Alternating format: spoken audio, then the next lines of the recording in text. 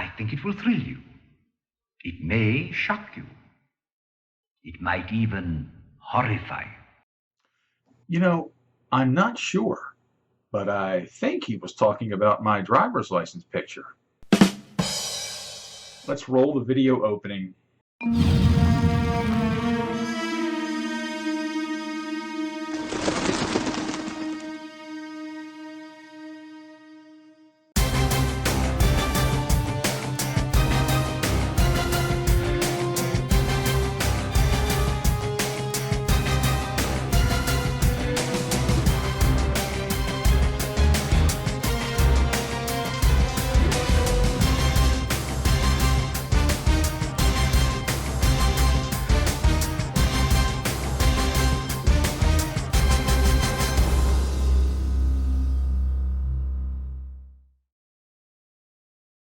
Hey gang, Phil Lister here of Lister Model Works with yet another fun-filled, action-packed tutorial. You know, every so often a model kit comes around that just makes you want to go, wow. And that's the case with the model that is the subject of this next video. It's the all-new Karloff and Pierce 1/4 scale tribute bust set.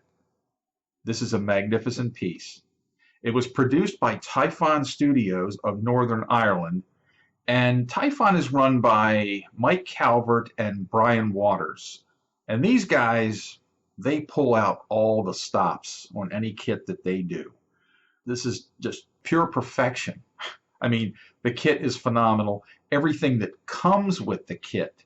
Just look at this photograph. Look at all you get with this thing. The first, I believe it was the first 25 people who went on the list got a t-shirt, for crying out loud. You get a certificate of authenticity. You get a numbered card. You get a little essay written by Jeff Yagher, who was the sculptor of this kit. And Jeff pulled out all the stops as well. He nailed both likenesses of Karloff and Pierce. I mean, this is just a magnificent piece. So sit back, relax. Oh, it's alive! It's alive! It's alive! It's alive! Now that is what I call enthusiasm. But could somebody please keep Dr. Frankenstein away from the coffee? Anyway, let's get to the instructional video. So here we see the kit, all the pieces laid out here. We have the pedestal, we have the Pierce, the Karloff body, the Karloff head, and of course the actual base itself, which is supposed to be an old film can. It says Eastman Kodak all over it. Now I taped off the center section because I want to keep the paint out of there as much as possible, because the pedestal sits down into there and should be glued on. So I used some masking tape and I covered it all over, and because it's supposed to be an old film can, a lot of old film cans were either silver or they were gray. I decided to do this in gray so I could do some weathering to it, some chip paint and so forth. You can see here where it says Eastman Kodak Company. Very nice touch indeed. It has it twice on the can, once on either side. So a lot of you may already know I use very few colors straight from the bottle. So I mixed up some white and some black, and I use mostly craft paints, as many of you may already realize. So I simply mixed these two colors together and to create a kind of a medium gray. And I do plan to airbrush this. And if you know anything about airbrushing, you know that the paint, of course, has to be a certain viscosity in order for it to work well. And with these craft paints, of course, you can just simply mix them with water. I don't use any solvents or anything else. Here I'm spraying the film can with the gray mixture. I use a Badger Anthem, which is a siphon feed airbrush. For some reason, I just really prefer to use this airbrush. I have a more sophisticated gravity feed airbrush. I have a Badger Renegade Chrome, but I prefer to use the Anthem. Now here's the basic color on the film can, and I wanted to give this a little bit of a sheen, so I used some Future Floor Wax mixed with a little bit of water. By mixing the Future with water, you can actually create a difference in sheen.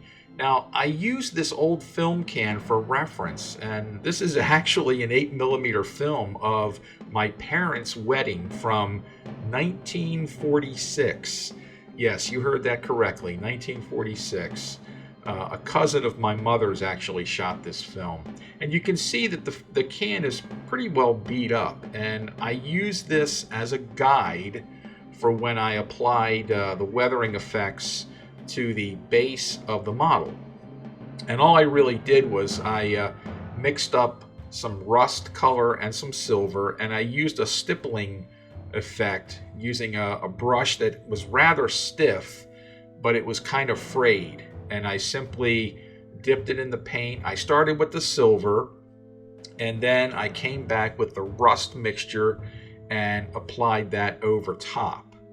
And here's the finished base with all the weathering applied.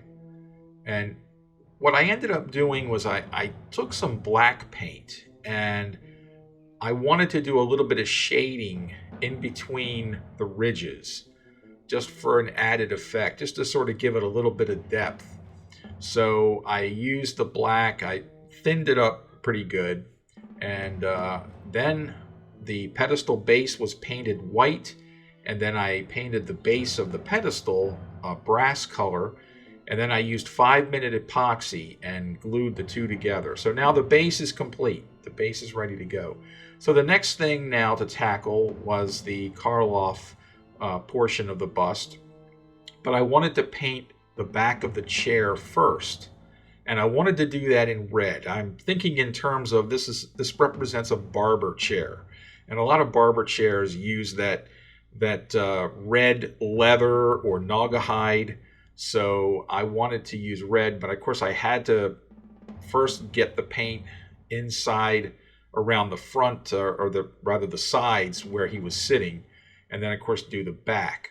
So for that I used a dark red, which was the alizarin crimson by Americana, another craft paint, very good craft paint I may add. I thinned it down a little bit, and then I just started airbrushing that on, trying to be careful as far as not getting it on Karloff's clothing, but it really didn't matter because I was going to come back and cut in with black anyway. So here the red has been airbrushed on, a nice smooth coverage here. And again, I wanted to give it a little bit of a naugahyde look. So, well, first I wanted to paint the brass brackets on the sides of the chair. So I had to do that by hand, and then of course you have the two little arm chair, the little chair arm brackets that they get glued onto either side in the little holes. There, one side has 2 holes and the other side has 3 holes, and I was going to attach those after everything else was done because for fear that they may break off or snap off. So here I am painting the brass onto the brackets using a fine point brush. Took a little bit of time, but didn't take real long. And again, you just want to get nice even coverage. Make sure you get it all over the bracket, not on the chair obviously. And here I now have both brackets painted. And again, you want to try to go for that naugahyde sort of look, that leathery look. So I wanted to coat that with some Future. But again, I mixed it with a little bit of water.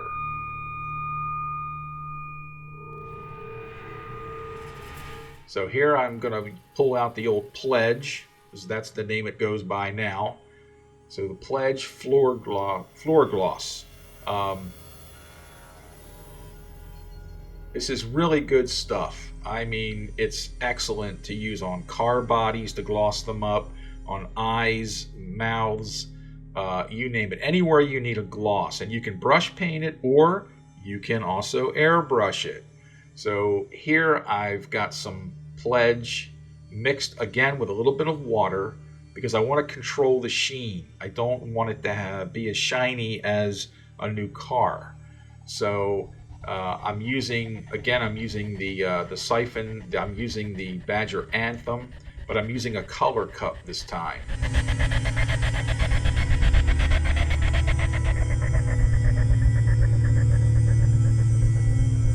And again, by adding the water to that mix, you're controlling the sheen, plus it definitely flows more through the airbrush. So you don't have to have the airbrush wide open when you're spraying this. You can have the needle closed down pretty good, and you just begin to spray. And you don't want to apply it real heavily. Just start with a very light mist coat, and then you can speed dry it with a blow dryer to see where you're at. And if it's not quite shiny enough, then you can always apply another coat. See, by adding the water to the mix, you're controlling just how quickly that sheen will build up. So if you do like a 50-50 mix of Future and water, that's going to give you a little bit of a satiny look. But of course, if you keep applying more and more coats of that, it'll get shinier and shinier as you go along. And I don't want this to be real shiny.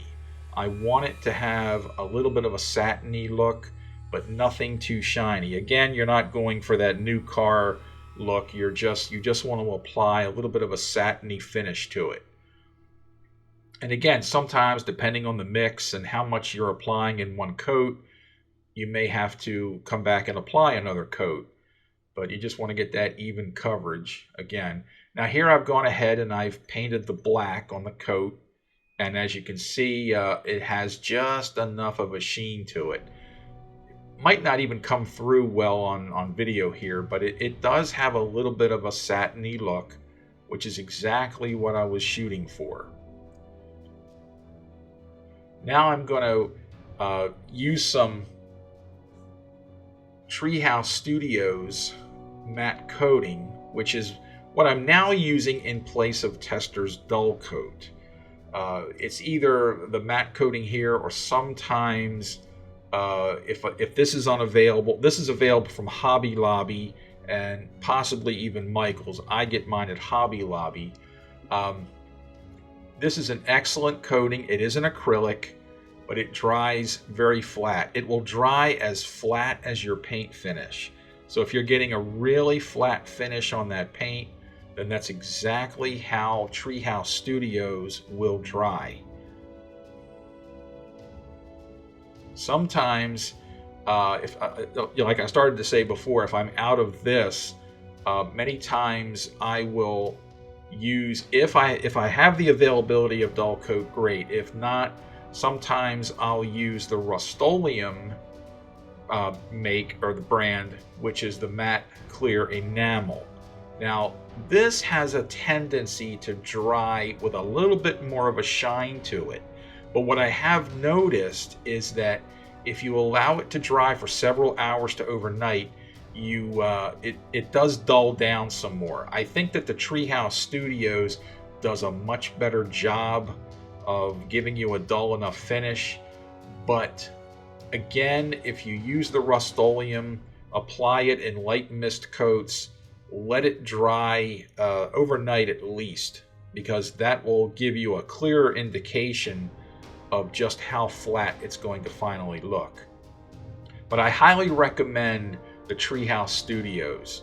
And again, it's available at Hobby Lobby, and I'm not sure who else carries it. I don't believe Walmart does. I've never seen it there, but you could try Michael's.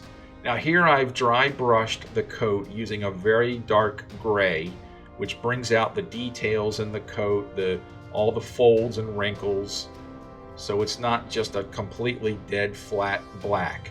This also helps dull the clothing down even more, so it looks more like cloth and not like plastic. Now this has even received a coat of the Treehouse. So here is part of the model ready. I've got the coat, the seat back, it has been temporarily mounted to the base. So the next thing I'm going to do is I'm going to do the pierce, because I wanted to get, this was, well, I don't want to call it a straight flesh tone, because I did do a couple of different mixes, but I felt that this was important because the Karloff Frankenstein is a little bit more involved. But with Pierce, I started with a light to medium flesh color as my base. And again, I'm going to airbrush this, so it has to be a certain viscosity. And I'm using the Badger Anthem once again. I get very good results with the Badger Anthem. Everybody likes to use the gravity feed brushes, which are great. But I guess I'm too old-fashioned. I don't know. I still prefer the siphon feed myself. And again, I'm going for even coverage here. Just want to make sure that flesh tone gets all over the face, behind the ears, the eye sockets, the neck, everywhere. And this is just the basic flesh that's been applied. I did the same thing with the arm and the fingers. Now I came back with a kind of a pinkish color, and I also added some folk art extender. Now extender is wonderful stuff. It keeps the paint from drying in the airbrush so quickly, but it also adds a degree of transparency to the paint, which is great for when you're doing flesh tones. Because the idea was I took the pink and I just misted it over the face. So it created somewhat of a modeling effect. There was, and I also concentrated some of the pink in certain areas as well on the face, along the sides, the forehead. Again, this just adds a little bit of an air of realism, I guess you could say, by concentrating it in those certain areas. Next, I came back with a darker tone, and again, using the folk art extender to increase the transparency of the paint, because I'm trying to go for subtle tones here. I'm not trying to do anything where there's a tremendous amount of contrast. Plus, I am going to come back later on with some pastel chalks. So again, I'm going to concentrate this in the recessed areas of the face, above the chin, in the eye sockets, the laugh lines, areas like that. And here I'm showing you that by turning your air pressure down and by having the paint at the proper viscosity, even with a siphon feed, you can get very fine lines. A lot of people think that the more expensive airbrushes are the only ones you're going to get fine lines with, and that's totally false. Now here you can probably see where I've airbrushed the darker tone around the face, the eye sockets, under the cheekbones. There's a little bit of a better shot here. Under the neck, the laugh lines. Any recessed area is where you want that shadow color. And again, I wasn't trying for anything really heavy here, because I'm going to come back again with some pastel chalks. I really like to use pastel chalks myself. And here it is with the hair painted, the eyes, the eyebrows, and the mustache. This was also after the pastel chalks were used. If you want to learn more about all these techniques, watch my other videos. Watch airbrushing, my figure model airbrushing video, as well as Figure Model Basics 2.0. And of course, the next thing was to paint the lab coat, smock, whatever you want to call it. And I didn't want to go with pure white. I went with an off-white. I did add a drop or two of tan to that. Now I'm going to start with the monster's head. And for this, this model was for a client, and this particular client does not like the monster to be a pure green. And frankly, I don't like that either. So I developed a system basically where I start with a very pale green. mostly white paint with a few drops of green added. And this is going to be the base coat. So there's the base coat that's been airbrushed onto the monster and the arm. And that's just the foundation. This is why I tend to call it a system, because it's not just one paint that gets used. Now I'm going to come back with this medium flesh tone. And again, it has folk art extender added for transparency, because what I'm going to do is I'm going to, just like I did with the Jack Pierce, I'm going to mist this over the entire face and arm. And then I'm going to, after misting it with the airbrush, I'm going to then come back and concentrate it in a few areas, the raised areas. And it might be kind of hard to see it here. I know on video a lot of times it's not always easy with lighting and all that, but you can tell now it's not just green on there. And I wanted to keep the tones light using the paint, because again, I'm going to come back with pastel chalks and take care of the darker tones of the shading, the bruising effects, the dark circles under the eyes, etc. I had to come back and do a little bit more of the flesh color in areas, because the transparency was a little too heavy, if that makes any sense. It was a little bit too transparent. And a lot of times when the paint dries, the tones tend to change as well.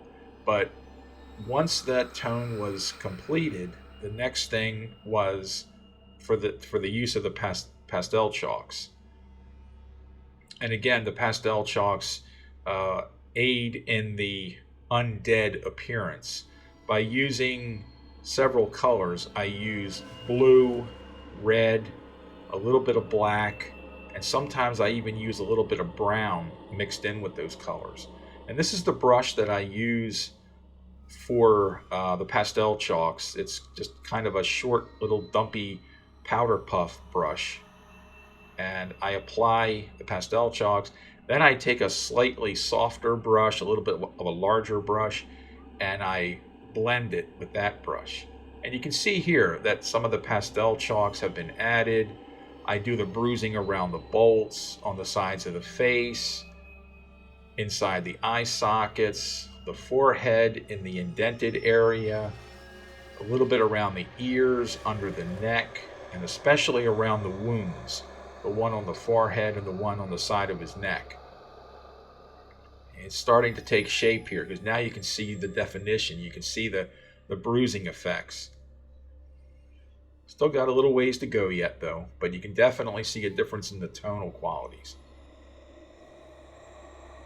Now here, the hair has been painted, the eyes have been painted, and I've added the dark circles under the eyes.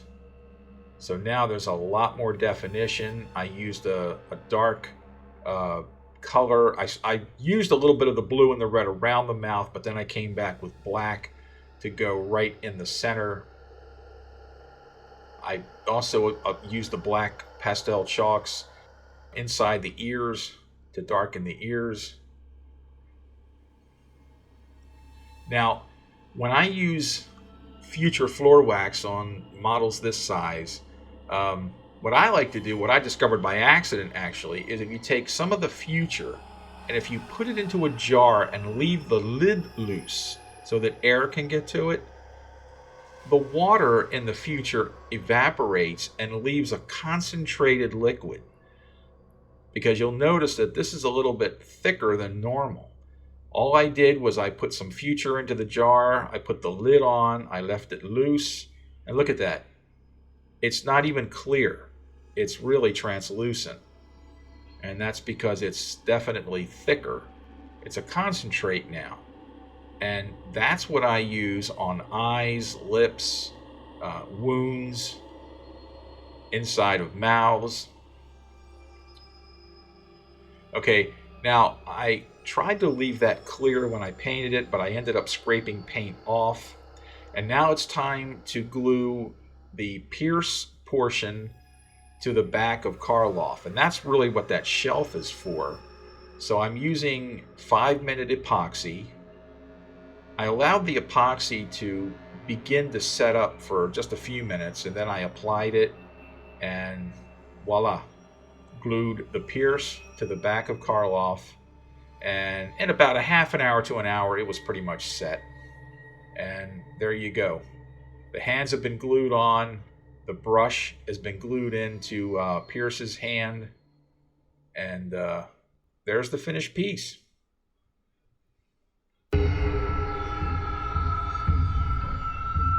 I did leave the head separate, and actually the arms are just tack glued for shipping purposes.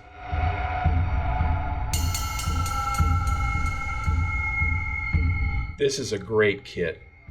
I hope that Mike Calvert decides to do some more of these at some point, because it's a phenomenal kit. There was just one thing it needed. I scratch built this nameplate to make it look like a film clapboard or slate, and I put the information on that was, I thought, pertinent to the kit itself.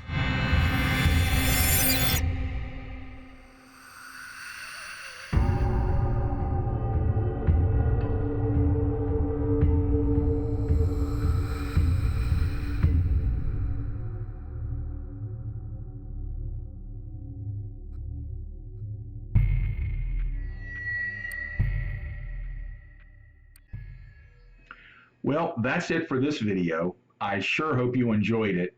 If you have the kit, great. You can follow along and build and paint yours using my techniques or your own techniques or a mixture of the two. Just be sure and subscribe to my YouTube channel, and don't forget, go to my website and get on my mailing list, especially if you are a collector, because I do run sales from time to time and I do send out bulk emails. So anyway, that's it from me for now. Again, I hope you enjoyed it. And well, just in case any of you were wondering, here's my driver's license picture.